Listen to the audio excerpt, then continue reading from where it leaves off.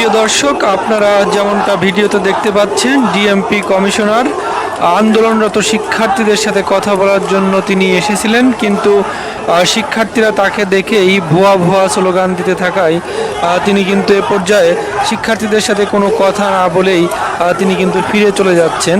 আপনারা সেই ভিডিও দেখতে পাচ্ছেন। এই মুহূর্তের সব থেকে বড় খবর যে ডিএমপি কমিশনার আন্দোলনরত শিক্ষার্থীদের সাথে কথা না বলেই কিন্তু তার যে প্রোটোকল আছে সেই প্রোটোকল নিয়ে তিনি কিন্তু ধীরে ধীরে স্থান ত্যাগ করে চলে যাচ্ছেন।